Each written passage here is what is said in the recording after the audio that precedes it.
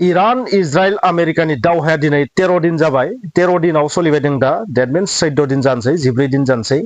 नाथाय बे दावहानि जेबो जोबनायनि महरखौ जों नुवाखै आरो बेनि साइड इफेक्टखौ जों लासै लासै गासै बुहुमावनो नुनो मोनदों आरो बेनि साइड इफेक्टआ मा महराव फैदों होनबा थावनि बेसेननि महराव फैदों क्रुड अइल that means पेट्रलियामनि बेसेननि महराव फैदों मोनफ्रोम बेरेलनि जि बेसेन बे बेसेना लासै लासै बांलांबाय थानायखौ नुनो मोनदों आरो गासै बुहुमावनो क्रुड अइल आरो गेसनि अभाब जानायखौ जों नुनो मोनदों गासैबो नेचारेल गेस आरो क्रुड अइलआ बांसिन मिडिल इस्टनि थ्रुयै फैयो जोंनि भारत बादि हादर चीन बादि हादरनि मेक्सिमाम पेट्रलियामा बे मिडिल इस्टनिफ्राय फैयो सऊदी आरबियाखौनो बुं कुवेतखौनो बुं इराकखौनो बुं जियानो बुङा मानो बेखिनियाव जेसेबां हादर दङ UAE खौनो बुं बाहरेनखौनो बुं काटारखौनो बुं बेफोरनिफ्रायनो गासैबो फैयो अमानखौनो बुं बे गासैबो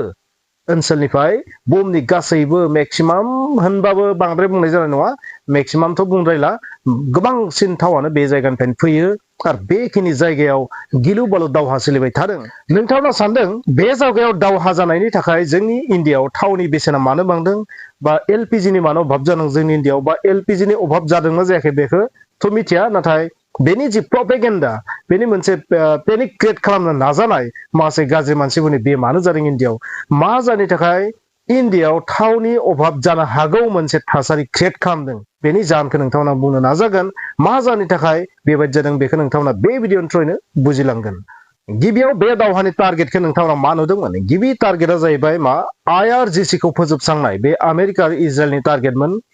आयातुल्लाह आली खामानिखौ फोजोबस्रांनाय आरो गुबुन गुबुन जेसेबां टप कामान्डार्सफोर दङ बैसोरखौ फोजोबस्रांनाय जाबाय इराननि टप कामान्डार्सफोरखौ फोजोबस्रांनाय जाहैबाय US आरो इजराइलनि टारगेटमोन बैसोर बे दावहाखौ नांदोंमोन आरो बेजों लोगोसे जेसेबां लं रेन्ज मिसाइल फेक्टरि दङ बैफोरखौ फोजोबस्रांनाय बा ICBM बानायनो नागिरनाय बेफोर फेक्टरिखौ फोजोबस्रांनाय लोगोसे जेसेबां निउक्लियार मेटेरियल्स दङ बा निउक्लियार फेक्टरि दङ बा जेराव निउक्लियार मेटेरियल्सनि एनरिचमेन्ट जायो इउरेनियाम एनरिचमेन्ट जायो बैफोर जायगाखौ फोजोबस्रांनाय जेराव जेराव माने इस्फानखौ लानानै गुबुन गुबुन जायगायाव जेराव जेराव निउक्लियार मेटेरियल्स दङ बैफोरखौ फोजोबस्रांनाय जाबाय USA आरो इजराइलनि टारगेटमोन बै टारगेटफोरावथ' प्राय जाफुंसारबायानो नाथाय थेवब्लाबो बे दावहाया दिनैसिम जोबाखै आरो लास्ट मोनसे टारगेटआ जाहैबाय मा रेजिम चेन्ज बै इराननि जाय खुंथाय बै खुंथायखौ सोलायनानै आमेरिकाया गावसोरनि पापेट पुतला बादि सरकारखौ बेवहाय लाबोनानै बिसोरनि टारगेटमोन बिनिखायनो आयातुल्लाह आली खामानिखौ फोजोबस्रांबाय आरो बिनि जायगायाव गोदान जि सुप्रिम लिडार बिनि फिसाज्लायानो जादों नैथि फिसाज्लायानो जादों सुप्रिम लिडार मुस्तफा खामेनेई नाथाय मुस्तफा खामेनेईखौ पसन्द जायाखै आमेरिका आरो इजराइलआ बियो आमेरिकानि थिननाय बादि जायाखै माने आमेरिकाया सुप्रिम लिडारखौ गावसोरनि लुबैनाय बादिसो सायख'जानो लुबैदों आरो बेबादि जायाबा जायखौ इराना सायख'नानै लागोन बेखौनो फोजोबस्रांगोन बेनिखायनो मुस्तफा खामेनेईआ दा टारगेटआव दङ इजराइल आरो आमेरिकानि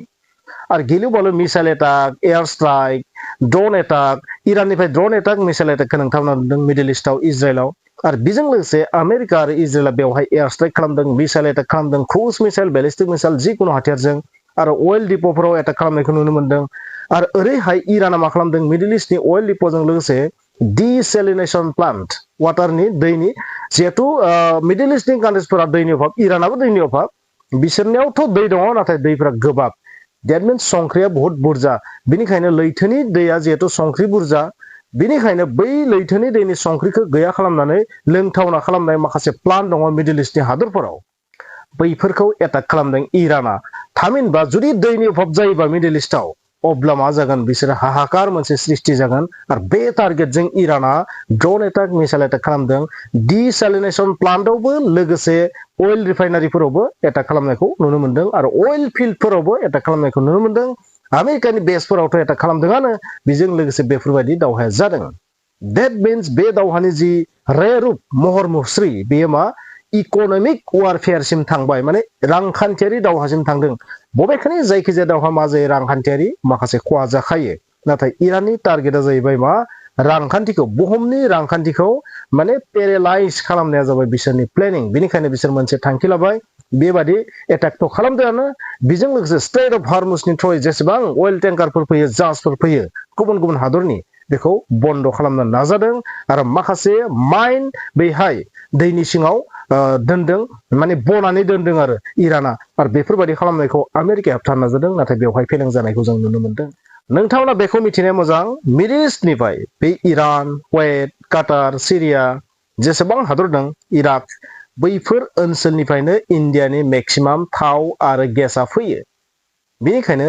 बै जायगायाव जुदि थाव प्रडाक्शन खालामनायानो खमायोबा बा बै जायगानिफ्राय जुदि थाव लाबोग्रा पेट्रलियाम लाबोग्रा गेस लाबोग्रा जुदि जाहाजफोरखौनो जुदि बन्द खालामनानै होयोबा मानोना बै जाहाजफोरा मा स्ट्रेट अफ हर्मुज जाना फैनांगोन आरो स्ट्रेट अफ हर्मुजआव कन्ट्रलखौ सोर खालामो इरान स' इराननि मोखांजों फैनांगोन बियो आरो बेबायदि बिथिङाव जुदि बैखौ बन्द खालामनानै होयोबा स्ट्रेट अफ हर्मुजनि थ्रुयै बै थावफ्रा फैनो हानाय नङा आरो जायनि जाउनाव गासै बुहुमावनो थावनि अभाब जागोन आरो बेजों लोगोसे इन्डियायावबो थावनि अभाब जागोन इन्डियायावबो थावनि अभाब जागोन मानोना गासैबो नङाबाबो 70-80% थाव गेसआ बै जायगानिफ्रायनो फैयो अब्ला इन्डियायाव अभाब जागोन ना जाया बेनिखायनो इरान इउएस इजराइलनि बे दावहायाव इन्डिया साइड इफेक्ट जाखागोन बेनि गोहोमा इन्डियानाव नांखागोन आरो जायनि जाउनाव दिनै नोंथांमोना नुदों थावनि दामा लासै लासै बांनायनि लामायाव आरो हरखाब एलपिजिनि बेसेन बांनायखौ नोंथांमोना थारैनो नुदों एलपिजिनि बेसेना हरखाब 50 निफ्राय 60 रां बांनायखौ नोंथांमोना नुदों आरो बेनि गुबै जाहोना जाबाय बे दावहायानो स' नोंथांमोना बुजिबाय बिदिब्ला जे स्ट्रेट अफ हर्मुजनि थ्रुयैनो इन्डियानि मेक्सिमाम थाव आरो गेसआ फैयोबा अब्ला बैनो जुदि बन्द जानानै थायोबा इन्डियायाव थावनि अभाब जागोन मन्त्रिया बुंनाय बादिब्ला पेट्रलियाम मन्त्रिया बुंनाय बादिब्ला इन्डियायाव 25निफ्राय 30 साननि रिजार्भ दं बा बिनिख्रुइ बांसिन रिजार्भ दं नाथाय बे दावहाखौ जि महर मुस्रि नुदों बे दावहाया मास मोनसेयावबो जोबनाय नङा मोननैयावबो जोबनाय नङा जोबनायनि जेबो लामायाव गैया आमेरिका आरो इजराइला गावसोर हार मानिनानै साइड जायोबासो हार मानिनानै जुदि साइड जायोबासो बाव एटाक खालामनायखौ स्ट्राइक खालामनायखौ बन्द खालामबासो बे दावहाया जोबगोन बेबायदि नांदों मानोना इरानखौ मा फिदाइन मुडआव नुदों माने सुइसाइड मुडआव नुनो मोनदों इरानखौ हम भी मरेंगे सनम तुमको भी लेके डुबेंगे आंबोथ' थैगोनानो जोंबोथ' थैगोनानो नाथाय नोंखौबो लाफानानै थैगोन खारन इराननियाव ओरैबायदि ड्रन आरो मिसाइल भान्डार दङ बैनिफ्राय एटाक खालामनाया कन्टिनिउसलि सोलिबाय थादों आमेरिका आरो इजराइला जेसेबां बांकार बास्टार बमानो जा एयार स्ट्राइकआनो जा क्रुज मिसाइल एटाकआनो जा जे रोखोमनि एटाक खालामानो जा नाथाय नुनो मोनदों इराननि एटाकआ मिडिल इस्टआव इजराइलनि सायाव जेबो खमायाखै आमेरिकानि बेसनि सायाव एटाक खालामनाया जेबो खमायाखै बेनिफ्राय मोनसे बाथ्राखौ जों बुजिनो हायो आमेरिका आरो इजराइलनि जेसेबां जे एटाक खालामदों बेयो इराननि सायाव बुंनो थाङोबा इराननि हाथियारनि सायाव जेबो गोहोम गोलैयाखै बे बाथ्रायानो रोखा नोंथांमोना बे बाथ्राखौ अरायबो गोसो लाखि एयार स्ट्राइकजों बबेबा मोनसे हादरखौ दुर्बल खालामनोथ' हायो नाथाय फेजेननाया सम्भब नङा आरो बेवहाय आमेरिकाया सानदों मा ग्राउन्ड अपारेशन खालामनायनि टारगेट लादों नाथाय ग्राउन्ड अपारेशन खालामनाया इरान बायदि हादराव एसेबां इजि जानाय नङा बेखौ जों साननानै लानो हायो खारन सोरगिदिं इराननि हाजो दङ बै हाजोफ्रानो मा इरानखौ बासायो बेबायदिखौ जों बुंनो हायो आरो बेनिखायनो बेवहाय ग्राउन्ड अपारेशन खालामनाया सम्भब नङा थारैनो बे दावहायाव टेकनिकेलि इराना डेस्ट्रय जादों नोंगो नाथाय मोजाङै जुदि नायोबा बेवहाय आमेरिका आरो इजराइला साक्सेस जानायखौ जों नुवाखै बिदिब्ला नोंथांमोना बुजिबाय बे दावहाया गोबाव सम थांनायनि चान्स दङ आरो गोबाव सम जायोबा थारैनो जोंनि इन्डियायाव थावनि अभाब जागोन बेनि जे अल्टारनेटिभ बेखौ भारत सरकारा थारैनो दिहुननांगोन बबेखानि मोनसे इन्टारेस्टिं बाथ्राया जाहैबाय मा दिनै जों मोनसे निउस नुनो मोनदों बे निउसआ जाबाय इन्डियानि मोनथाम अइल टेंकारखौ इराना फैनो चान्स होदों जोंनि गुबुन हादरनि मन्त्रि बिदेश मन्त्रि एस जयशंकर बिथाङा इरानजों सावरायनानै बेखौ थिक थाक खालामदों आरो इराना मा खालामदों इन्डियानि जाहाजखौ फैनो होदों आरो बेयो जाबाय इन्डियानि डिप्ल'मेसिनि मोनसे जाफुंसारनाय होननानै आं बुंगोन बे गिलु बालु दावहानि समावबो गासैबो हादरनि जाहाजखौ एटाक खालामदों नाथाय इन्डिया चाइना आरो रासियानि अइल टेंकारफोरखौ इराना एटाक खालामाखै स' बर्तमानाव गंथाम जाहाजखौ इन्डिया बेबायदि इन्डियान नेभिया बासायनानै लाबोनो हादों बेबायदि मिथिनो मोनदों नाथाय बेसेबां समसिमहालागै इन्डियान फ्लेग थानाय जाहाजा बेहाय फैनो हागोन बेखौथ' समाजा खिन्थागोन खारन इन्डियान फ्लेग थानाय जाहाजा जुदि फैदोंब्ला गुबुन हादरफ्रा मा खालामनो हागौ इन्डियानि फ्लेग लागायनानै बा गावसोरनि स्टिकारफोरखौ सोलायनानै इन्डियान स्टाइल होनानै बेबायदि 2 नम्बरै लाना फैनो हागौ गुबुन गुबुन हादरावबो इन्डियान फ्लेग होनानै चाइनिस फ्लेग होनानै रासियान फ्लेग होनानै नाथाय बे एसेबां इजिबो नङा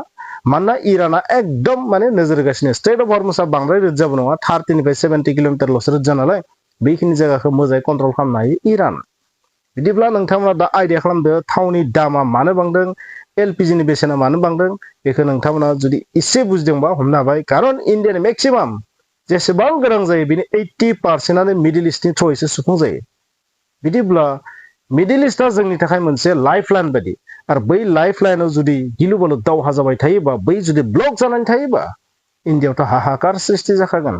बिदिब्ला नोंथांना बुजिबाय बुहुमाव जुदि बबेबा जायगायाव जुदि दावहा जायोबा बै दावहानि साइड इफेक्टआ गासै बुहुमावनो गोलैयो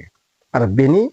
बारगा नङा जोंनि इन्डियाबो नोंथाङा सानदों इराननिफ्राय थाव लायाबा मिडल इस्टनिफ्राय थाव लायाबा गुबुननिफ्राय लाबानो जाया नामा लायालासिनो बैहाय लानो हाया थिग दं नाथाय गुबुननिफ्रायथ' बायनो हागोन येस जों बायनो हायो गोसोबा आमेरिकानिफ्राय बायनो हायो जों भेनेजुएलानिफ्राय बायनो हायो जों कानाडानिफ्राय बायनो हायो रासियानिफ्राय बायनो हायो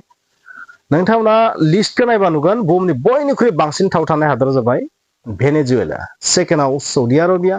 थार्डआव इरान आरो फोर्थआव निश्चय कानाडा जागोन आरो फिफ्थआव निश्चय सोरबा गुबुन मोनसे फैगोन बबेखानि सौदि आरबियानिफ्राय जों थाव बायनायनि लामाया आरोबाव दंबावो गुबुन साइडथिं नाथाय सौदि आरबियावथ' एटाक खालामगासिनो थादों इराना बेखौ जों नुनो मोनदों दा बिदिब्ला बै मिडल इस्टनि बादैबो गुबुन गुबुन हादरनिफ्राय जों थाव बायनो हायो